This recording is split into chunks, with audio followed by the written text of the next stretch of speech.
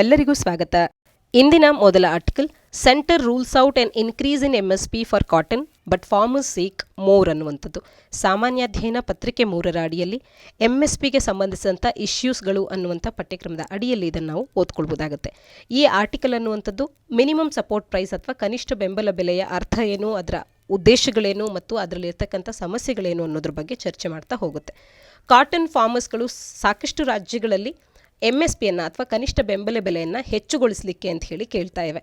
ಆದರೂ ಕೂಡ ಕೇಂದ್ರ ಸರ್ಕಾರ ಅನ್ನುವಂಥದ್ದು ಏನು ತಿಳಿಸ್ತಾ ಇದೆ ಅಂತ ಅಂದರೆ, ಕಾಟನ್ ಔಟ್ಪುಟ್ ಕಂಡೀಷನನ್ನು ಕೇಂದ್ರ ಸರ್ಕಾರ ಮಾನಿಟರ್ ಮಾಡ್ತಾ ಇದೆ, ಹಾಗಾಗಿ ಡಿಸಿಷನನ್ನು ಅಕಾರ್ಡಿಂಗಾಗಿ ತಗೊಳ್ಳುತ್ತೆ ಅಂಥೇಳಿ ಇಲ್ಲಿ ತಿಳಿಸ್ತಾ ಇದೆ ಕೇಂದ್ರ ಸರ್ಕಾರ. ಇದರ ಅರ್ಥ ಏನು, MSP ಅಂದ್ರೇನು ಅಂತ ಹೇಳಿ ತಿಳ್ಕೊಳ್ಳೋದೇ ಆದರೆ, ಇದೊಂದು ಪಾಲಿಸಿ ಡಿಸಿಷನ್ ಆಗಿದ್ದು ಲಾ ಇಂದ ಎನ್ಫೋರ್ಸಬಲ್ ಆಗುವಂಥದ್ದಲ್ಲ, ಒಂದು ಸಾರ್ಟ್ ಆಫ್ ಮಾರ್ಕೆಟ್ ಇಂಟರ್ವೆನ್ಷನ್ ಆಗುತ್ತೆ ಗೌರ್ಮೆಂಟ್ ಆಫ್ ಇಂಡಿಯಾದ ಮುಖಾಂತರವಾಗಿ ಆಗುವಂಥದ್ದು. ಅಗ್ರಿಕಲ್ಚರ್ ಪ್ರೊಡ್ಯೂಸರ್ಸ್ಗಳು ಡ್ರಾಮ್ಯಾಟಿಕ್ ಡ್ರಾಪ್ ಇನ್ ಫಾರ್ಮ್ ಪ್ರೈಸಸ್ಗಳಿಂದಾಗಿ ಲಾಸನ್ನು ಅನುಭವಿಸಬಾರ್ದು ಅನ್ನುವಂಥ ಕಾರಣಕ್ಕೆ ತಂದಿರತಕ್ಕಂಥ ಒಂದು ರೀತಿಯ ಮಾರ್ಕೆಟ್ ಇಂಟರ್ವೆನ್ಷನ್ ಅಂತ ಕರಿಬಹುದಾಗುತ್ತೆ, ಅಥವಾ ಪಾಲಿಸಿ ರೂಪದಲ್ಲಿ ಇರ್ತಕ್ಕಂಥದ್ದು. ಇನ್ನು ಇದರ ಉದ್ದೇಶ ಏನು ಅಂತ ಅಂದರೆ, ರೈತರಿಗೆ ಬೆಳೆಯಿಂದಾಗಿ ಒಳ್ಳೆ ಬೆಳೆ ಬಂದರೂ ಕೂಡ ಕ್ರಾಪಿನ ಬೆಲೆ ಕುಸಿತದಿಂದಾಗಿ ಯಾವುದೇ ನಷ್ಟ ಆಗಬಾರ್ದು ಅಂತ ಹೇಳಿ ಒಂದು ಪ್ರೈಸ್ ಗ್ಯಾರಂಟಿಯನ್ನು ಫಾರ್ಮರ್ಸ್ ಔಟ್ಪುಟ್ಟಿಗೆ ನೀಡುವಂಥದ್ದು ಇದರ ಮುಖ್ಯ ಉದ್ದೇಶ ಆಗುತ್ತೆ. Market price for a commodity ಕಡಿಮೆ ಆದರೂ ಕೂಡ ಡೆಸಿಗ್ನೇಟೆಡ್ ಮಿನಿಮಮ್ ಪ್ರೈಸ್ ಅವರಿಗೆ ದೊರಕುತ್ತೆ ಅನ್ನುವಂಥ ಒಂದು ಗ್ಯಾರಂಟಿ ಮೇಲೆ ಅವರು ಆ ಬೆಳೆಯನ್ನು ಬೆಳೆಯೋದಕ್ಕೆ ಶುರು ಮಾಡ್ತಾರೆ. ಇನ್ನು ಇದನ್ನು ಯಾರು ಹೊರತರ್ತಾರೆ ಅಂತ ಅಂದಾಗ, commission for agricultural cost and prices CACP ಅವರ ರೆಕಮೆಂಡೇಷನ್ಸ್ಗಳ ಆಧಾರದ ಮೇಲೆ ಕ್ಯಾಬಿನೆಟ್ ಕಮಿಟಿ ಆನ್ ಎಕನಾಮಿಕ್ ಅಫೇರ್ಸ್ನವರು ಇದನ್ನು ನಿರ್ಧಾರ ಮಾಡ್ತಾರೆ. ಇಲ್ಲಿ ಯಾರ ರೆಕಮೆಂಡೇಷನ್ಸ್ ಅಂದರೆ CACP, ಯಾರು ನಿರ್ಧಾರ ತಗೊಳ್ತಾರೆ ಅಂದರೆ cabinet committee on economic affairs ಅನ್ನುವಂಥದ್ದು ಗೊತ್ತಿರಲಿ. ಇದು ಯಾವುದೇ ಒಂದು ಸ್ಪೆಸಿಫಿಕ್ ಕ್ರಾಪಿನ ಸೋಯಿಂಗ್ ಸೀಸನ್ ಪ್ರಾರಂಭ ಆಗೋದಕ್ಕೆ ಮುಂಚಿತವಾಗಿಯೇ MSPಯನ್ನು ನಿರ್ಧಾರ ಮಾಡಲಾಗುತ್ತೆ. ಇದರ ಅಡಿಯಲ್ಲಿ ಸದ್ಯಕ್ಕೆ 22 ಕ್ರಾಪ್ಸ್ಗಳನ್ನು MSP ಅಡಿಯಲ್ಲಿ ಮತ್ತು ಶುಗರ್ ಕೇನಿಗೆ ಅಂತ ಹೇಳಿ ಫೇರ್ ಆ್ಯಂಡ್ ರೆಮ್ಯುನರೇಟಿವ್ ಪ್ರೈಸ್ ಅಂತ ಹೇಳಿ FRPಯನ್ನು ನೀಡಲಾಗುತ್ತೆ. ಒಟ್ಟಾರೆ 23 ನಾವು ಕಾಣ್ಬೋದು. 14 ಖಾರಿಫ್ ಕ್ರಾಪ್ಸ್ ಇವೆ, 6 ರಾಬಿ ಕ್ರಾಪ್ಸ್ ಇವೆ, ಮ್ಯಾಂಡೇಟ್ ಆಗಿರ್ತಕ್ಕಂಥದ್ದು 22ರಲ್ಲಿ ಗೊತ್ತಿರಲಿ. ಹಾಗಾದರೆ ಇಲ್ಲಿರ್ತಕ್ಕಂಥ ಸಮಸ್ಯೆಗಳೇನು ಅಂತ ಅಂದರೆ, ಗೌರ್ಮೆಂಟ್ ಮಿಷನರಿ ಅನ್ನುವಂಥದ್ದು ಎಲ್ಲ ಕ್ರಾಪ್ಸ್ಗಳನ್ನು ಕೂಡ ಎಷ್ಟು ಕ್ವಾಂಟಿಟಿಯಲ್ಲಿದೆಯೋ ಅಷ್ಟು ಕೂಡ ಪ್ರೊಕ್ಯೂರ್ ಮಾಡ್ಕೊಳ್ಳೋದಕ್ಕೆ ಸಾಧ್ಯ ಆಗೋದಿಲ್ಲ, ಅದು ಒಂದು ಸಮಸ್ಯೆ. ಮತ್ತು ಮೆಜಾರಿಟಿ ಆಫ್ ಫಾರ್ಮರ್ಸ್ಗಳು MSP ರೆಜಿಮ್ನ ಅಡಿಯಲ್ಲಿ ಅನ್ಕವರ್ ಆಗಿ ಉಳ್ಕೊಳ್ಳುವಂಥದ್ದು. ಮತ್ತು MS ಸ್ವಾಮಿನಾಥನ್ ಕಮಿಷನ್ ಅನ್ನುವಂಥದ್ದು ಕನಿಷ್ಠ ಅವರು ಖರ್ಚು ಮಾಡುವಂಥ ಕಾಸ್ಟ್ ಆಫ್ ಪ್ರೊಡಕ್ಷನ್ನಿನ 150% ಕೂಡ MSP ಆಗಿ ಫಿಕ್ಸ್ ಮಾಡಬೇಕು ಅಂತ ಹೇಳಿ ಏನು ರೆಕಮೆಂಡ್ ಮಾಡಿದೆ, ಆ ಒಂದು ರೆಕಮೆಂಡೇಷನ್ ಇವತ್ತಿಗೂ ಕೂಡ ಇಂಪ್ಲಿಮೆಂಟ್ ಆಗಿಲ್ಲದೆ ಇರತಕ್ಕಂಥದ್ದು ಇಲ್ಲಿರ್ತಕ್ಕಂಥ ಮತ್ತೊಂದು ಸಮಸ್ಯೆ ಆಗುತ್ತೆ. ಇನ್ನು ಕಾಟನ್ನ ವಿಚಾರಕ್ಕೆ ಬಂದರೆ, MSP for medium staple cotton ಅನ್ನುವಂಥದ್ದು 22-23ರ ಖಾರಿಫ್ ಸೀಸನಲ್ಲಿ 6,080 ರೂಪಾಯಿ ಇದೆ. ಇಲ್ಲಿ MSPಯನ್ನು ನೀಡ್ತಾ ಇರ್ತಕ್ಕಂಥದ್ದು. ಫಾರ್ಮರ್ಸ್ಗಳು ಅದರ ಪ್ರೈಸಸ್ಸನ್ನು MSPಗಿಂತ ಹೆಚ್ಚಿನದಾಗಿ ಕೂಡ ಪಡ್ಕೊಳ್ತಾ ಇದ್ದಾರೆ. ಹಾಗಾಗಿ ಇನ್ಅಡಿಕ್ವೇಟ್ ಆಗ್ತಾ ಇದೆ. Rise in price of input ಐಟಮ್ಸ್ಗಳನ್ನು ನೋಡಿದಾಗ ಈ MSPಯನ್ನು ಗೌರ್ಮೆಂಟ್ ಫಿಕ್ಸ್ ಮಾಡಿರ್ತಕ್ಕಂಥದ್ದು ಬಹು ಕಡಿಮೆ ಆಗ್ತಾ ಇದೆ. ಹಾಗಾಗಿ ಫರ್ಟಿಲೈಸರ್ಸ್, ಪೆಸ್ಟಿಸೈಡ್, ಸೀಡ್ಸ್ಗಳಿಗೆ ಅವ್ರು ಹಾಕುವಂಥ ಇನ್ಪುಟ್ ಕಾಸ್ಟನ್ನು ಸರ್ಕಾರ ಗಣನೆಗೆ ತಗೊಂಡು MSPಯನ್ನು ಇನ್ಕ್ರೀಸ್ ಮಾಡಬೇಕು ಅನ್ನುವಂಥದ್ದು ಹಲವಾರು ರಾಜ್ಯಗಳ ರೈತರಿಂದ ಬಂದಿರತಕ್ಕಂಥ ಡಿಮ್ಯಾಂಡ್. ಮುಂದಿನ ದಿನಗಳಲ್ಲಿ MSPಯಲ್ಲಿ ಆಗಬಹುದಾದಂಥ ಬದಲಾವಣೆಗಳನ್ನು ಚರ್ಚೆ ಮಾಡೋಣ. ಮುಂದಿನ article, Sahitya Akademi awards announced, Anuradha Roy among 23 winners ಅನ್ನುವಂಥದ್ದು ಪ್ರಿಲಿಮ್ಸ್ಗೆ ಇಂಪಾರ್ಟೆಂಟ್ ಆಗಬಹುದಾದಂಥ ಒಂದು ಆರ್ಟಿಕಲ್ ಆಗುತ್ತೆ. ಈಗ ಸಾಹಿತ್ಯ ಅಕಾಡೆಮಿಯ ಅಧ್ಯಕ್ಷರು ಯಾರು ಅಂತ ಅಂದರೆ, ಕರ್ನಾಟಕಕ್ಕೆ ಇದೊಂದಷ್ಟು ಪ್ರಾಮುಖ್ಯತೆಯನ್ನು ಪಡ್ಕೊಳ್ಳುತ್ತೆ. KPSCಯ ಯಾವುದೇ ಪರೀಕ್ಷೆಗಳಲ್ಲಿ ಕೇಳಿದ್ರೆ ಚಂದ್ರಶೇಖರ ಕಂಬಾರರು ಸಾಹಿತ್ಯ ಅಕಾಡೆಮಿಯ ಅಧ್ಯಕ್ಷತೆಯನ್ನು ವಹಿಸಿದ್ದಾರೆ, ಆಗಿರ್ತಕ್ಕಂಥದ್ದು. ಎಕ್ಸಿಕ್ಯೂಟಿವ್ ಬೋರ್ಡ್ ಆಫ್ ದಿ ಸಾಹಿತ್ಯ ಅಕಾಡೆಮಿ ಅನ್ನುವಂಥದ್ದು ಪ್ರೆಸಿಡೆಂಟ್ ಚಂದ್ರಶೇಖರ್ ಕಂಬಾರರ ಅಡಿಯಲ್ಲಿ ಏನಿದೆ, ಆ ಒಂದು ಎಕ್ಸಿಕ್ಯೂಟಿವ್ ಬೋರ್ಡ್ನಲ್ಲಿರ್ತಕ್ಕಂಥವರು ಜೂರಿ ಮೆಂಬರ್ಸ್ಗಳನ್ನು ಅಪ್ರೂವ್ ಮಾಡಿರ್ತಾರೆ. ಆ ಜೂರಿ ಮೆಂಬರ್ಸ್ಗಳು ಸಾಹಿತ್ಯ ಅಕಾಡೆಮಿಯ ಅವಾರ್ಡ್ಸ್ಗಳನ್ನು ರೆಕಮೆಂಡ್ ಮಾಡುವಂಥದ್ದು. ಇದರ ಕುರಿತಂತೆ ಮಾಹಿತಿಯನ್ನು ತಿಳ್ಕೊಳ್ಳೋದೇ ಆದರೆ, ಭಾರತದಲ್ಲಿ 23 ಭಾಷೆಗಳಲ್ಲಿ ಸಾಹಿತ್ಯ ಅಕಾಡೆಮಿಯ ಒಂದು ಪ್ರಶಸ್ತಿಗಳನ್ನು ನೀಡಲಾಗುತ್ತೆ. 7 ಪೊಯೆಟ್ರಿ, 6 ನಾವೆಲ್ಸ್ ಮತ್ತು 2 ಶಾರ್ಟ್ ಸ್ಟೋರೀಸ್ಗಳಿಗೆ, 3 ಡ್ರಾಮಾಗಳಿಗೆ, 2 ಲಿಟ್ರರಿ ಕ್ರಿಟಿಸಿಸಮ್ಗೆ ಮತ್ತು 1 ಆಟೋಬಯೋಗ್ರಫಿ ಎಸ್ಸೆ ಮತ್ತು ಮತ್ತೊಂದು ಆರ್ಟಿಕಲ್ಸ್ ಮತ್ತು ಲಿಟ್ರರಿ ಹಿಸ್ಟರಿಯ ಕಲೆಕ್ಷನ್, ಹೀಗೆ ಈ ಪ್ರಶಸ್ತಿಗಳನ್ನು ನೀಡಲಾಗ್ತಿರ್ತಕ್ಕಂಥದ್ದು. ತಮಿಳ್ ಆಥರ್ ರಾಜೇಂದ್ರನ್ ತೆಲುಗುವಲ್ಲಿ ಮಧುರಾಂತ ಮಧುರಾಂತಕಂ ನರೇಂದ್ರ ಮತ್ತು ಸ್ಯಾನ್ಸ್ಕ್ರಿಟ್ನಲ್ಲಿ ಜನಾರ್ದನ್ ಪ್ರಸಾದ್ ಪಾಂಡೆ ಮಣಿ ಇವರೆಲ್ಲರೂ ಕೂಡ ಈ ಬಾರಿ ಸೆಲೆಕ್ಟ್ ಆಗಿರ್ತಕ್ಕಂಥದ್ದು. ಭಾಷಾ ಸಮ್ಮಾನನ್ನು ಕೂಡ ಉದಯನಾಥ್ ಝಾ ಅವರಿಗೆ ತಮ್ಮ ವ್ಯಾಲ್ಯೂಯಬಲ್ ಕಾಂಟ್ರಿಬ್ಯೂಷನ್ಗಾಗಿ ಕ್ಲಾಸಿಕಲ್ ಮತ್ತು ಮೆಡಿವಲ್ ಲಿಟ್ರೇಚರ್ನಲ್ಲಿ ಈಸ್ಟರ್ನ್ ರೀಜನಿನ ಕ್ಲಾಸಿಕಲ್ ಆ್ಯಂಡ್ ಮೆಡಿವಲ್ ಲಿಟ್ರೇಚರ್ನಲ್ಲಿ ನೀಡಿರ್ತಕ್ಕಂಥ ವ್ಯಾಲ್ಯೂಯಬಲ್ ಕಾಂಟ್ರಿಬ್ಯೂಷನ್ಗಾಗಿ ಭಾಷಾ ಸಮ್ಮಾನ್ ಪ್ರಶಸ್ತಿಯನ್ನು ಉದಯನಾಥ್ ಝಾ ಅವರಿಗೆ ನೀಡಲಾಗ್ತಾ ಇದೆ. ಇನ್ನು ಅಸ್ಸಾಮೀಸ್ ಲ್ಯಾಂಗ್ವೇಜ್ನಲ್ಲಿ ಮನೋಜ್ ಕುಮಾರ್ ಗೋಸ್ವಾಮಿ ಅವರಿಗೆ best collection of short stories ಅನ್ನುವಂಥ ಒಂದು ಅವಾರ್ಡ್ ಮತ್ತು ಭೂಲ್ ಸತ್ಯ ಅನುರಾಧ ರಾಯ್ ಅವರು ಇಂಗ್ಲೀಷ್ ಲ್ಯಾಂಗ್ವೇಜಿನ ತಮ್ಮ novel all the lives we never lived ಅನ್ನುವಂಥ ಒಂದು ನಾವೆಲ್ಗೆ ಅವರು ಕೂಡ ಪಡ್ಕೊಳ್ತಾ ಇದ್ದಾರೆ. ಇಂಗ್ಲೀಷ್ ನಾವೆಲ್ಗೆ ತಮ್ಮ ನಾವೆಲ್ಗಾಗಿ ಈ ಒಂದು ಪ್ರಶಸ್ತಿಯನ್ನು. ಗುಲಾಂ ಮೊಹಮ್ಮದ್ ಶೇಖ್ ಅವರು ಗುಜರಾತಿಯಲ್ಲಿ ಘೇರ್ ಜತ್ತನ್ ಅನ್ನುವಂಥ ಒಂದು ಆಟೋಬಯೋಗ್ರಫಿಕಲ್ ಎಸ್ಸೇಸ್ಗಳ ಕಲೆಕ್ಷನ್ಗೆ ಈ ಒಂದು ಅಕಾಡೆಮಿಯನ್ನು ಪಡ್ಕೊಂಡಿರ್ತಕ್ಕಂಥದ್ದು. ಸಾಹಿತ್ಯ ಅಕಾಡೆಮಿ ಅವಾರ್ಡ್ ಅನ್ನುವಂಥದ್ದು ಭಾರತದಲ್ಲಿ ಸಾಹಿತ್ಯಕ್ಕೆ ನೀಡುವಂಥ ಒಂದು ಉನ್ನತವಾದಂಥ ಒಂದು ಅವಾರ್ಡ್ ಅಥವಾ ಹಾನರ್ ಅಂತಲೇ ಗುರುತಿಸ್ಕೊಳ್ಳುತ್ತೆ. ಸಾಹಿತ್ಯ ಅಕಾಡೆಮಿ ಇದನ್ನು ನೀಡುತ್ತೆ.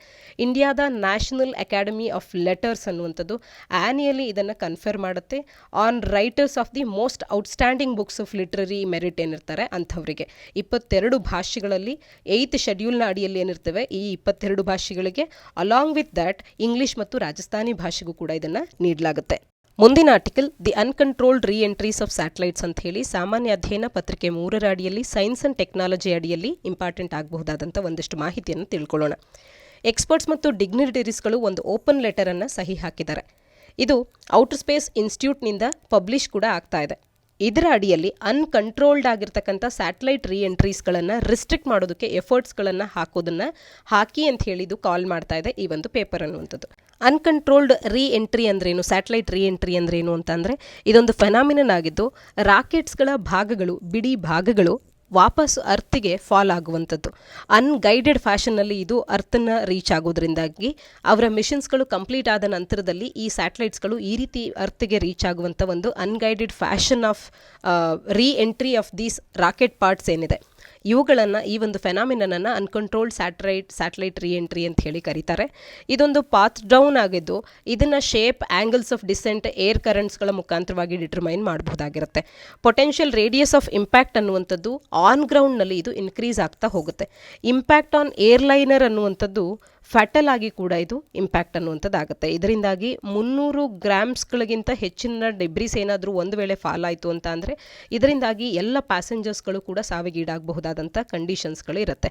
ಮೋಸ್ಟ್ ರಾಕೆಟ್ ಪಾರ್ಟ್ಸ್ ಅನ್ನುವಂಥದ್ದು ಓಷನ್ಸ್ಗಳಲ್ಲಿ ಇವತ್ತು ಲ್ಯಾಂಡ್ ಆಗ್ತಾ ಇರ್ತಕ್ಕಂಥದ್ದನ್ನು ನಾವು ಕಾಣ್ತಿದ್ದೇವೆ. ಅರ್ತ್ ಸರ್ಫೇಸ್ ಅನ್ನುವಂಥದ್ದು ಮೋರ್ ದ್ಯಾನ್ ವಾಟರ್ ಇದೆ, ಲ್ಯಾಂಡ್ ಸರ್ಫೇಸ್ಗಿಂತ ನಮ್ಮೆಲ್ಲರಿಗೂ ತಿಳಿದಿದೆ. ಹಾಗಾಗಿ ಹೆಚ್ಚಿನದಾಗಿ ಓಷನ್ಸ್ಗಳಲ್ಲಿ ಇವು ಡ್ರಾಪ್ ಆಗ್ತಾ ಇರ್ತಕ್ಕಂಥದ್ದು. ಹಾಗಾದರೆ ಯಾಕೆ ಸೈಂಟಿಸ್ಟ್ಗಳು ವರಿ ಮಾಡ್ತಾ ಇದ್ದಾರೆ ರೀ ಎಂಟ್ರಿಯ ಬಗ್ಗೆ ಅಂತ ಅಂದರೆ, ಇಫ್ ರೀಎಂಟ್ರಿಂಗ್ ಸ್ಟೇಜಸ್ ಅನ್ನುವಂಥದ್ದು ಸ್ಟಿಲ್ ಏನಾದರೂ ಫ್ಯೂಯಲ್ ಇತ್ತು ಆ ಒಂದು ಹಂತದಲ್ಲಿ ಅಂತ ಅಂದಾಗ ಇದು ಅಟ್ಮಾಸ್ಫಿಯರಿಕ್, ಟೆರೆಸ್ಟ್ರಿಯಲ್ ಮತ್ತು ಕಂಟ್ಯಾಮಿನೇಟ್ ಮಾಡುವಂಥ ಒಂದು ರಿಸ್ಕನ್ನು ಹೊಂದಿದೆ ಅನ್ನುವಂಥದ್ದು ಒಂದು ಕಾರಣ. ಮತ್ತು ಗ್ಲೋಬಲ್ ಸೌತ್ ಫೇಸ್ನಲ್ಲಿರ್ತಕ್ಕಂಥ ಕಂಟ್ರೀಸ್ಗಳು ಡಿಸ್ಪ್ರೊಪೋರ್ಷನೇಟ್ ಆಗಿ ಹೈಯರ್ ರಿಸ್ಕನ್ನು ಹೊಂದಿರುತ್ತೆ ಮತ್ತು ಕ್ಯಾಶುಯಾಲಿಟೀಸ್ಗಳನ್ನು ಹೆಚ್ಚಿನದಾಗಿ ಹೊಂದಿರುತ್ತೆ. ಹಾಗೆ ಇಂಟರ್ನ್ಯಾಷನಲ್ ಬೈಂಡಿಂಗ್ ಅಗ್ರಿಮೆಂಟ್ ಅನ್ನುವಂಥದ್ದು ರಾಕೆಟ್ ಸ್ಟೇಜಸ್ಗಳು ಯಾವಾಗಲೂ ಕೂಡ ಸರಿಯಾದ ಕಂಟ್ರೋಲ್ಡ್ ರೀಎಂಟ್ರಿಯನ್ನು ಪರ್ಫಾರ್ಮ್ ಮಾಡುತ್ತೆ ಅನ್ನೋದ್ರ ಬಗ್ಗೆ ಯಾವುದೇ ಅಗ್ರಿಮೆಂಟ್ಸ್ಗಳು ಇಲ್ಲದೆ ಇರತಕ್ಕಂಥದ್ದು ಮತ್ತೊಂದು ಕಾರಣ. ಹಾಗೆಯೇ 1972ರ ಲಯಬಿಲಿಟಿ ಕನ್ವೆನ್ಷನ್ ಅನ್ನುವಂಥದ್ದು ಕೂಡ ಕಂಟ್ರೀಸ್ಗಳಿಗೆ ಡ್ಯಾಮೇಜಸ್ಗಳನ್ನು ಪೇ ಮಾಡಬೇಕಾಗತ್ತೆ ಅಂತ ಹೇಳಿ ತಿಳಿಸುತ್ತೆ. ಆದರೆ ಇವನ್ನ ಪ್ರಿವೆಂಟ್ ಮಾಡ್ತಾ ಇಲ್ಲ, ಈ ರೀತಿ ಕೇಸಸ್ಗಳಾಗದೇ ಇರುವಂತೆ ತಡೀತಾ ಇಲ್ಲ. ಇದೆಲ್ಲದರಿಂದಾಗಿ ವಿಜ್ಞಾನಿಗಳು ಈಗ ಇದ್ರ ಬಗ್ಗೆ ಆತಂಕವನ್ನು ವ್ಯಕ್ತಪಡಿಸ್ತಾ ಇದ್ದಾರೆ. ಅನ್ಕಂಟ್ರೋಲ್ಡ್ ರೀಎಂಟ್ರೀಸ್ ಆಫ್ ಸ್ಯಾಟಲೈಟ್ಸ್ಗಳು ಆಗದೇ ಇರುವಂತೆ ತಡೆಯೋದ್ರ ಕಡೆ ಗಮನ ಹರಿಸ್ತಾ ಇದ್ದಾರೆ. ಹಾಗಾದರೆ ಮಿನಿಮಮ್ ಡ್ಯಾಮೇಜನ್ನು ಮಾಡಲಿಕ್ಕೆ ಏನು ಮಾಡಬಹುದು ಅಂತ ಅಂದರೆ ಫ್ಯೂಚರ್ ಸೊಲ್ಯೂಷನ್ಸ್ ಅನ್ನುವಂಥದ್ದು ರೀಎಂಟ್ರಿಂಗ್ ಸ್ಯಾಟಲೈಟ್ಸ್ಗಳನ್ನು ಕೂಡ ಇನ್ಕ್ಲೂಡ್ ಮಾಡ್ಕೊಳ್ಬೇಕಾಗತ್ತೆ ಒಂದು. ಇನ್ನು ಸ್ಮಾಲರ್ ಸ್ಯಾಟಲೈಟ್ಸ್ಗಳು ಕೂಡ ಮೋರ್ ಅಟ್ಮಾಸ್ಫಿಯರಿಕ್ ಡ್ರ್ಯಾಗನ್ನು ಎಕ್ಸ್ಪೀರಿಯನ್ಸ್ ಮಾಡೋದ್ರಿಂದಾಗಿ ಅವು ಬರ್ನ್ಟ್ ಅಪ್ ಆಗ್ಬೋದಾಗುತ್ತೆ ಇನ್ ದಿ ಪ್ರೋಸೆಸ್ ಆಫ್ ರೀಎಂಟ್ರಿಯಲ್ಲಿ. ಅದು ಒಂದು ರೀತಿಯದ್ದು. ಮತ್ತು ಬೆಸ್ಟ್ ಪ್ರಾಕ್ಟೀಸ್ ಅಂತ ಅಂದರೆ ರೀಸ್ಯಾಟ್ 2 ಅನ್ನು ಟ್ರ್ಯಾಕ್ ಮಾಡಲಾಯಿತು ಇಸ್ರೋ ಮುಖಾಂತರವಾಗಿ. ತನ್ನ ಸೇಫ್ ಆ್ಯಂಡ್ ಸಸ್ಟೈನಬಲ್ ಸ್ಪೇಸ್ ಆಪರೇಷನ್ಸ್ಗಳ ಸಿಸ್ಟಮನ್ನು, ಆಪರೇಷನ್ಸ್ ಮ್ಯಾನೇಜ್ಮೆಂಟನ್ನು 1 ತಿಂಗಳಿಂದಲೂ ಕೂಡ ಇದು ಆ ಒಂದು ಸಿಸ್ಟಮನ್ನು ಬಳಕೆ ಮಾಡಿಕೊಂಡು ಅದನ್ನು ಮ್ಯಾನೇಜ್ ಮಾಡ್ತಾ ರೀಸ್ಯಾಟ್ 2 ಅನ್ನು ಇಸ್ರೋ ಟ್ರ್ಯಾಕ್ ಮಾಡ್ತಾ ಇತ್ತು. ಇವೆಂಚುಯಲಿ ಅದು ಇಂಡಿಯನ್ ಓಷನ್ನಿಗೆ ಫಾಲ್ ಆಗುವಂತೆ ನೋಡ್ಕೊಳ್ತು. ಈ ರೀತಿ ಮ್ಯಾನೇಜ್ಮೆಂಟನ್ನು ನಾವು ಕೂಡ ಮಾಡಬಹುದಾಗುತ್ತೆ. ಎಲ್ಲ ರೀತಿಯ ಸ್ಯಾಟಲೈಟ್ಸ್ಗಳು ಎಂಟ್ರಿ ಆಗುವಂಥ ಸಂದರ್ಭದಲ್ಲಿ ಅನ್ಕಂಟ್ರೋಲ್ಡ್ ಆಗಿ ಆಗದೇ ಇರುವಂತೆ ನೋಡ್ಕೊಳ್ಬೇಕಾದಂಥದ್ರ ಬಗ್ಗೆ ಈಗ ಕಾಳಜಿಯನ್ನು ವ್ಯಕ್ತಪಡಿಸ್ತಾ ಇದ್ದಾರೆ ವಿಜ್ಞಾನಿಗಳು. ಮುಂದಿನ article cervical cancer jobs for girls ಅನ್ನುವಂಥದ್ದು. ಸಾಮಾನ್ಯ ಅಧ್ಯಯನ ಪತ್ರಿಕೆ 2ರ ಅಡಿಯಲ್ಲಿ ಹೆಲ್ತ್ನ ಅಡಿಯಲ್ಲಿ ಇಶ್ಯೂಸ್ ರಿಲೇಟೆಡ್ ಟು ವುಮೆನ್ ಅನ್ನುವಂಥ ಪಠ್ಯಕ್ರಮದ ಅಡಿ, ಹಾಗೆ ಪ್ರಿಲಿಮ್ಸ್ಗಾಗಿ ಕೂಡ ಈ ಒಂದು ಆರ್ಟಿಕಲನ್ನು ನಾವು ಓದ್ಕೊಳ್ಬೋದಾಗುತ್ತೆ. ಭಾರತವು ಇಂಡಿಜಿನಸ್ ಆಗಿ ಡೆವಲಪ್ ಮಾಡಿರ್ತಕ್ಕಂಥ, ಅಂದರೆ ಭಾರತದಲ್ಲೇ ಡೆವಲಪ್ ಮಾಡಿರ್ತಕ್ಕಂಥ ಇಂಡಿಜಿನಸ್ ಆಗಿ ಡೆವಲಪ್ ಮಾಡಿರ್ತಕ್ಕಂಥ ಸರ್ವಾವ್ಯಾಕ್ ವ್ಯಾಕ್ಸಿನ್ ಅನ್ನುವಂಥದ್ದು. ಈ ವ್ಯಾಕ್ಸಿನ್ನ ಹೆಸರು ಬಹುಮುಖ್ಯ ಆಗುತ್ತೆ, ಪ್ರಿಲಿಮ್ಸ್ ಪಾಯಿಂಟ್ ಆಫ್ ವ್ಯೂನಲ್ಲಿ ನೆನಪಿರಲಿ. ಸರ್ವಾವ್ಯಾಕ್ ವ್ಯಾಕ್ಸಿನನ್ನು ರೋಲ್ಔಟ್ ಮಾಡುವಂಥ ಒಂದು ಹಂತದಲ್ಲಿ ಈಗ ಇದೆ. ಇದು ಏನು ಮಾಡುತ್ತೆ ಅಂತ ಅಂದರೆ, ಗರ್ಲ್ಸ್ 9 to 14 ಇಯರ್ಸ್ ಏನಿದ್ದಾರೆ, 9 to 14 ಇಯರ್ಸ್ ಏಜ್ ಗ್ರೂಪ್ನಲ್ಲಿರ್ತಕ್ಕಂಥ ಹೆಣ್ಣು ಮಕ್ಕಳಿಗೆ ಬರಬಹುದಾದಂಥ ಸರ್ವಿಕಲ್ ಕ್ಯಾನ್ಸರನ್ನು ಪ್ರಿವೆಂಟ್ ಮಾಡುತ್ತೆ ಸರ್ವಾವ್ಯಾಕ್ ಅನ್ನುವಂಥ ವ್ಯಾಕ್ಸಿನ್.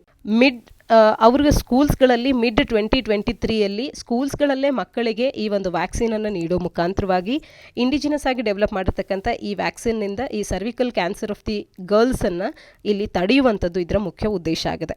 ಈ ಡಿಸಿಷನ್ ಅನ್ನುವಂಥದ್ದು national technical advisory group for immunisation, ಈ ಒಂದು ಸಂಸ್ಥೆ ನೀಡಿರ್ತಕ್ಕಂಥ ಕೆಲವೊಂದು ರೆಕಮೆಂಡೇಷನ್ಸ್ಗಳ ಆಧಾರದ ಮೇಲೆ ತರ್ತಾ ಇರ್ತಕ್ಕಂಥದ್ದು. ಹ್ಯೂಮನ್ ಪ್ಯಾಪಿಲೋಮಾ ವೈರಸ್ ವ್ಯಾಕ್ಸಿನನ್ನು ಯೂನಿವರ್ಸಲ್ ಇಮ್ಯುನೈಸೇಷನ್ ಪ್ರೋಗ್ರಾಮ್ನಲ್ಲಿ ಇಂಟ್ರೊಡ್ಯೂಸ್ ಮಾಡೋದಕ್ಕೆ ಈ national technical advisory group for ಇಮ್ಯುನೈಸೇಷನಿನ ಬೋರ್ಡ್ ಅನ್ನುವಂಥದ್ದು, ಆ ಒಂದು ಸಂಸ್ಥೆ ಅನ್ನುವಂಥದ್ದು ಈಗ ತಿಳಿಸಿದೆ.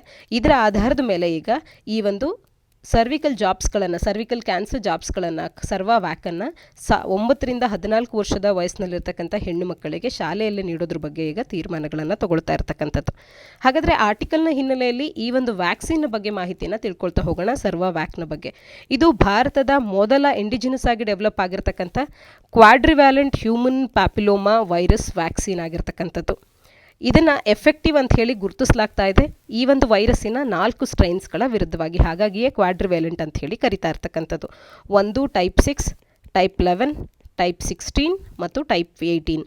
ಈ 4 ಟೈಪ್ಸ್ ಆಫ್ ವೈರಸ್ ಏನಿದೆ ಹ್ಯೂಮನ್ ಪ್ಯಾಪಿಲೋಮಾ ವೈರಸ್, ಈ ವೈರಸ್ನ ವಿರುದ್ಧವಾಗಿ ಇದು ವ್ಯಾಕ್ಸಿನ್ ಆಗಿ ಕಾರ್ಯ ಮಾಡುತ್ತೆ ಸರ್ವಾವ್ಯಾಕ್ ಅನ್ನುವಂಥದ್ದು.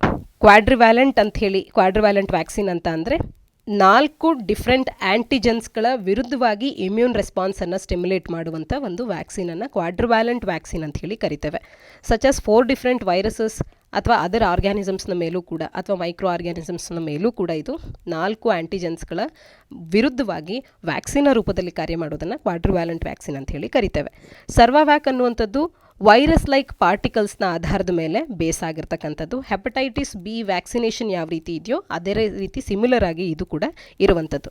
ಇನ್ನು ಇದರ ಅಪ್ರೂವಲ್ನ ವಿಚಾರಕ್ಕೆ ಬಂದರೆ DCGI drugs controller general of ಇಂಡಿಯಾದಿಂದ ಇದು ಅಪ್ರೂವಲನ್ನು ಪಡ್ಕೊಂಡಿದೆ. ಹಾಗೆಯೇ NTAGI ಈಗಾಗಲೇ ನಾವು ತಿಳಿಸಿದಂತೆ national technical advisory group for ಇಮ್ಯುನೈಸೇಷನ್ನ ಮುಖಾಂತರವಾಗಿ ಕೂಡ ಇದು ಈ ಒಂದು ಕ್ಲಿಯರೆನ್ಸನ್ನು ಪಡ್ಕೊಂಡಿದೆ. Cleared by the government advisory panel NTAGI for use in the public health programme. ಸಾರ್ವಜನಿಕವಾಗಿ ಆರೋಗ್ಯದ ಒಂದು ಯೋಜನೆಗಳಲ್ಲಿ ಇದನ್ನು ಬಳಸಲೋದಕ್ಕೆ ಇದು ಅಪ್ರೂವಲನ್ನು ಪಡ್ಕೊಂಡಿದೆ ಮತ್ತು ಕ್ಲಿಯರೆನ್ಸನ್ನು ಕೂಡ ಪಡ್ಕೊಂಡಿದೆ.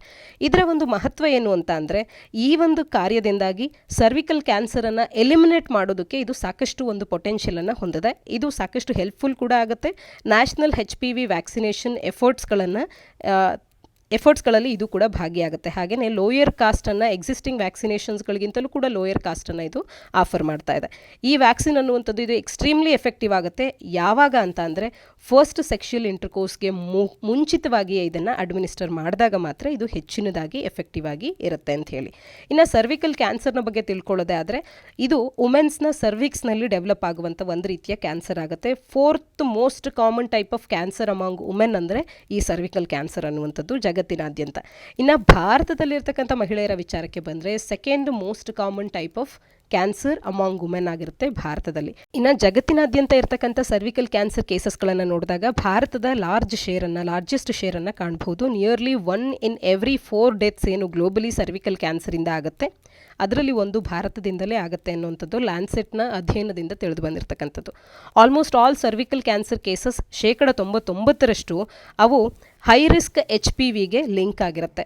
ಈ ಒಂದು high risk human papilloma virus ಅನ್ನುವಂಥದ್ದು ಸೆಕ್ಷುಯಲ್ ಕಾಂಟ್ಯಾಕ್ಟ್ನ ಮುಖಾಂತರವಾಗಿ ಟ್ರಾನ್ಸ್ಮಿಟ್ ಆಗುವಂಥ ಒಂದು ಎಕ್ಸ್ಟ್ರೀಮ್ಲಿ ಕಾಮನ್ ವೈರಸ್ ಆಗಿರುತ್ತೆ. ಈ ಸರ್ವಿಕಲ್ ಕ್ಯಾನ್ಸರ್ ಕೇಸಸ್ 99% ಇವುಗಳಿಗೆ ಲಿಂಕ್ ಆಗಿರ್ತಕ್ಕಂಥದ್ದು, ಹೈ ರಿಸ್ಕ್ HPVಗೆ ಲಿಂಕ್ ಆಗಿರ್ತಕ್ಕಂಥದ್ದು. ಇದು ಮುಂಚಿನ ಸ್ಟೇಜಸ್ಗಳಲ್ಲಿ ಡಿಟೆಕ್ಟ್ ಆಗಿ ಅದನ್ನು ಸರಿಯಾದ ರೀತಿಯಲ್ಲಿ ಮ್ಯಾನೇಜ್ ಮಾಡಿದ್ರೆ it is one of the most successfully treatable forms of cancer ಅಂತ ಕೂಡ ಗುರುತಿಸ್ಕೊಂಡಿದೆ. ಹಾಗಾಗಿ ಸರಿಯಾದ ಡಯಾಗ್ನೋಸಿಸ್ ಅನ್ನುವಂಥದ್ದು ಬಹುಮುಖ್ಯ ಆಗುತ್ತೆ. ಆದರೆ ಇದೇ ಬರದಂತೆ ತಡೆಯುವಂಥ ಒಂದು ವ್ಯಾಕ್ಸಿನನ್ನು ಎಲ್ಲರಿಗೂ ಕೂಡ ಪಬ್ಲಿಕ್ ಪ್ರೋಗ್ರಾಮ್ನ ರೂಪದಲ್ಲಿ ನೀಡುವಂಥದ್ದು ಕೂಡ ಇದನ್ನು ಅವಾಯ್ಡ್ ಮಾಡಲಿಕ್ಕೆ ಅಥವಾ ಇದರ ಸಂಖ್ಯೆಯನ್ನು ಭಾರತದಲ್ಲಿ ಗಣನೀಯವಾಗಿ ಇಳಿಕೆ ಮಾಡಲಿಕ್ಕೆ ಬಹುಮುಖ್ಯವಾದಂಥ ಒಂದು ನಡೆ ಆಗ್ತಾ ಇದೆ. ಮುಂದಿನ article, what do the Jammu and Kashmir land grant rules 2022 ಎಂಟೈಲ್ ಅನ್ನುವಂಥದ್ದು. ಸಾಮಾನ್ಯ ಅಧ್ಯಯನ ಪತ್ರಿಕೆ 2ರ ಅಡಿಯಲ್ಲಿ ಗೌರ್ಮೆಂಟ್ ಪಾಲಿಸೀಸ್ ಆ್ಯಂಡ್ ಇಂಟರ್ವೆನ್ಷನ್ಸ್ ಹಾಗೆ ಇಶ್ಯೂಸ್ ರಿಲೇಟಿಂಗ್ ಟು ಡೆವಲಪ್ಮೆಂಟ್ ಅನ್ನುವಂಥ ಪಠ್ಯಕ್ರಮದ ಅಡಿಯಲ್ಲಿ ಓದ್ಕೊಳ್ಬೋದಾಗುತ್ತೆ. ಇತ್ತೀಚೆಗೆ ಜಮ್ಮು ಅಂಡ್ ಕಾಶ್ಮೀರದ ಆಡಳಿತವು ಅಥವಾ ಅಡ್ಮಿನಿಸ್ಟ್ರೇಷನ್ ಅನ್ನುವಂಥದ್ದು Jammu and Kashmir land grant rules 2022 ಹೊರತಂದಿದೆ. ಇದುವರೆಗೂ ಜಮ್ಮು ಅಂಡ್ ಕಾಶ್ಮೀರದಲ್ಲಿದ್ದಂಥ ಓನರ್ಸ್ಗಳಿಗಿದ್ದಂಥ ರೈಟನ್ನು, ಒಂದು ಹಕ್ಕನ್ನು ಎಂಡ್ ಮಾಡುವಂಥದ್ದಾಗಿದೆ. ಇದುವರೆಗೂ ಕೂಡ ಒಂದು ಪ್ರಾಪರ್ಟಿಯನ್ನು ಲೀಸ್ನ ಮೇಲೆ ಆ ಒಂದು ಕೇಂದ್ರಾಡಳಿತ ಪ್ರದೇಶದಲ್ಲಿ ಅಂದರೆ ಜಮ್ಮು ಅಂಡ್ ಕಾಶ್ಮೀರದಲ್ಲಿ ಯಾರಾದರೂ ಪಡ್ಕೊಂಡಿದ್ರು ಅಂತ ಅಂದರೆ ಓನರ್ಸ್ಗಳು, ಅವರು ಅದನ್ನು ಹೆಚ್ಚಿನ ಅವಧಿವರೆಗೂ ಕೂಡ ಲೀಸ್ನಲ್ಲಿ ಇಟ್ಕೊಳ್ತಾ ಇದ್ರು. ಆದರೆ ಈಗ ಈ ಪ್ರಾಪರ್ಟೀಸ್ಗಳನ್ನು ಏನು ಲೀಸ್ನ ಮೇಲೆ ಹೋಲ್ಡ್ ಮಾಡಿದ್ರು ಅದನ್ನು ಎಂಡ್ ಮಾಡ್ತಾ ಇದೆ. Owners right to hold on to properties on lease ಅನ್ನುವಂಥದ್ದು ಏನಿತ್ತು ಅದನ್ನು ಎಂಡ್ ಮಾಡ್ತಾ ಇದೆ. ಹಾಗೆಯೇ ಈ ಪ್ರಾಪರ್ಟೀಸ್ಗಳನ್ನು ಔಟ್ಸೋರ್ಸ್ ಮಾಡುವಂಥದ್ದು, ಹೊರಗುತ್ತಿಗೆ ಮಾಡುವಂಥದ್ದು ಆನ್ಲೈನ್ನಲ್ಲಿ ಫ್ರೆಶ್ ಆಗಿ ಅದನ್ನು ಈಗ ನೋಟಿಫೈ ಮಾಡ್ತಾ ಇದೆ Jammu and Kashmir land grant rules 2022 ಅನ್ನುವಂಥದ್ದು. ಹಾಗಾದರೆ ಇಲ್ಲಿರ್ತಕ್ಕಂಥ ಕೆಲವು ಕೀ ಫೀಚರ್ಸ್ಗಳನ್ನು ನೋಡೋದೇ ಆದರೆ, ಹೊಸ ಲಾ ಅನ್ನುವಂಥದ್ದು Jammu and Kashmir land grant rules ಅಂತ ಹೇಳಿ 1960ರಲ್ಲಿದ್ದಂಥ ರೂಲ್ಸ್ಗಳನ್ನು ಈಗ ರೀಪ್ಲೇಸ್ ಮಾಡ್ತಾ ಇದೆ 2022ರ ಈ ಒಂದು ರೂಲ್ಸ್ನ ನೋಟಿಫಿಕೇಷನ್ನ ಮುಖಾಂತರವಾಗಿ. ಹಾಗೆಯೇ ಇಲ್ಲಿ ಈ ಹಿಂದೆ ಇರ್ತಕ್ಕಂಥ ಪರಿಸ್ಥಿತಿಯಲ್ಲಿ ಸಾಕಷ್ಟು ಹೋಟೆಲ್ಸ್ ಏನು ಫೇಮಸ್ ಟೂರಿಸ್ಟ್ ಪ್ಲೇಸಸ್ಗಳಿವೆ ಈ ಒಂದು ವ್ಯಾಲಿಯಲ್ಲಿ, ಮತ್ತು ಜಮ್ಮು ಮತ್ತು ಶ್ರೀನಗರ್ನಲ್ಲಿರ್ತಕ್ಕಂಥ ಪ್ರೈಮ್ ಕಮರ್ಷಿಯಲ್ ಸ್ಟ್ರಕ್ಚರ್ಸ್ಗಳೇನಿದ್ವು ಇವೆಲ್ಲವೂ ಕೂಡ ಮೋಸ್ಟ್ ಆಫ್ ದೆಮ್ ಲೀಸ್ ಲ್ಯಾಂಡ್ನ ಮೇಲೆ ಇದ್ದಂಥವು ಇದುವರೆಗೂ ಕೂಡ. ಇದಿಷ್ಟು ನಮಗೆ ತಿಳಿದಿದೆ. ಹಾಗೆಯೇ ಈ ಹೊಸ ಲಾ ಯಾವುದಕ್ಕೆಲ್ಲ ಬದಲಾವಣೆ ಮಾಡ್ತಿದೆ ಅಂತ ಅಂದರೆ, ಇದುವರೆಗೂ ಇರ್ತಕ್ಕಂಥ ಸಬ್ಸಿಸ್ಟಿಂಗ್ ಅಥವಾ ಎಕ್ಸ್ಪೈರ್ ಆಗಿರ್ತಕ್ಕಂಥ ರೆಸಿಡೆನ್ಷಿಯಲ್ ಲೀಸಸ್ಗಳನ್ನು ಹೊರತುಪಡಿಸಿ ಇನ್ನು ಯಾವುದೇ ಲೀಸಸ್ಗಳಾದರೂ ಕೂಡ 1960ರ Jammu and Kashmir land grant rules ಅಡಿಯಲ್ಲಿ ಲೀಸ್ ತಗೊಂಡಿರ್ತಕ್ಕಂಥ ಗ್ರಾಂಟ್ ಆಗಿರ್ತಕ್ಕಂಥ ಪ್ರಾಪರ್ಟೀಸ್ಗಳಾಗಿರ್ಬೋದು, ಅಥವಾ notified area land grant rules 2007ರ ಅಡಿಯಲ್ಲಿರ್ತಕ್ಕಂಥವಾಗಿರ್ಬೋದು, ಅಥವಾ ಲೀಸಸ್ ಎಕ್ಸ್ಪೈರ್ಡ್ ಅಥವಾ determined prior to coming into force of these rules ಆಗಿರ್ಬೋದು, ಇವೆಲ್ಲವೂ ಕೂಡ ಇವನ್ನ ರಿನ್ಯೂ ಮಾಡೋದಕ್ಕೆ ಇನ್ಮೇಲೆ ಸಾಧ್ಯ ಇಲ್ಲ. ಈ ಅಂಡ್ ಶೆಲ್ ಸ್ಟ್ಯಾಂಡ್ ಡಿಟರ್ಮೈನ್ಡ್ ಅನ್ನುವಂಥದ್ದನ್ನು ಈ ಹೊಸ ರೂಲ್ಸ್ಗಳು ತಿಳಿಸ್ತಾ ಇರ್ತಕ್ಕಂಥದ್ದು.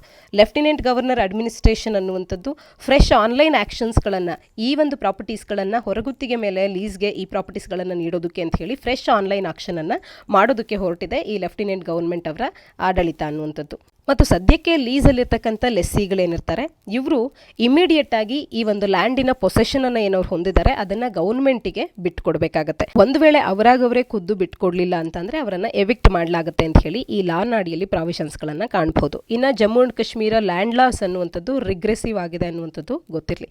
ಹಾಗಾದರೆ ಯಾಕೆ ಈ ಲಾಸ್ಗಳನ್ನು ಅಪೋಸ್ ಮಾಡಲಾಗ್ತಾ ಇದೆ ಅಂತ ಅಂದರೆ, ಕೆಲವೊಂದು ರಾಜಕೀಯ ಪಕ್ಷಗಳು ಆರ್ಗ್ಯೂ ಮಾಡ್ತಾ ಇದೆ newly introduced land grant rules 2022 ಏನಿದೆ ಇದು 6ರಿಂದ 7 ಲಕ್ಷ ಮಂದಿಯನ್ನು ಅನ್ಎಂಪ್ಲಾಯ್ಮೆಂಟ್ ಬ್ರ್ಯಾಕೆಟ್ಗೆ ದೂಡುತ್ತೆ ಅಂತ ಹೇಳಿ. ಅಂದರೆ ಇಷ್ಟು ಮಂದಿ ಕೂಡ ಲೀಸ್ನ ಪ್ರಾಪರ್ಟಿಯಲ್ಲಿ ಅವರು ಒಂದಲ್ಲ ಒಂದು ಮೂಲದಲ್ಲಿ ಸೋರ್ಸ್ ಆಫ್ ಇನ್ಕಮನ್ನು ಅದನ್ನು ಮಾಡ್ಕೊಂಡಿದ್ದಾರೆ ಅಂತ ಹೇಳಿ. ಹಾಗಾಗಿ ಇವರನ್ನು ಆ ಜಾಗದಿಂದ ಹೊರ ದೂಡುವಂಥದ್ದು ಅವರಿಗೆ ಸೋರ್ಸ್ ಆಫ್ ಇನ್ಕಮನ್ನು ಕಳೆದುಕೊಂಡಂತೆ ಆಗುತ್ತೆ ಅನ್ನುವಂಥದ್ದು ಒಂದು ಅಭಿಪ್ರಾಯ. ಹಾಗಾಗಿ ಸಾಕಷ್ಟು ಮಿಲಿಯನೇರ್ಸ್ ಮತ್ತು ಕ್ಯಾಪಿಟಲಿಸ್ಟ್ಗಳಿಗೆ ಇದು ದಾರಿ ಮಾಡಿಕೊಟ್ಟಂತಾಗುತ್ತೆ ಹೋಟೆಲ್ಸ್ ಮತ್ತು ಕಮರ್ಷಿಯಲ್ ಎಸ್ಟಾಬ್ಲಿಷ್ಮೆಂಟ್ಸ್ಗಳನ್ನು ಅವರು ಬೈ ಮಾಡೋದಕ್ಕೆ ಜಮ್ಮು ಅಂಡ್ ಕಾಶ್ಮೀರದಲ್ಲಿ. ಹಾಗಾಗಿ ಸಾಹುಕಾರರು ಮತ್ತು ಶ್ರೀಮಂತರಾಗ್ತಾ ಹೋಗ್ತಾರೆ. ಆದರೆ ಇದರಿಂದಾಗಿ 6ರಿಂದ 7 ಲಕ್ಷ ಮಂದಿ ಅನ್ಎಂಪ್ಲಾಯ್ಮೆಂಟ್ಗೆ ಒಳಗಾಗಬೇಕಾಗುತ್ತೆ ಅನ್ನುವಂಥ ಒಂದು ಕಾರಣಕ್ಕೆ ಇದನ್ನು ಅಪೋಸ್ ಮಾಡ್ತಾ ಇದ್ದಾರೆ.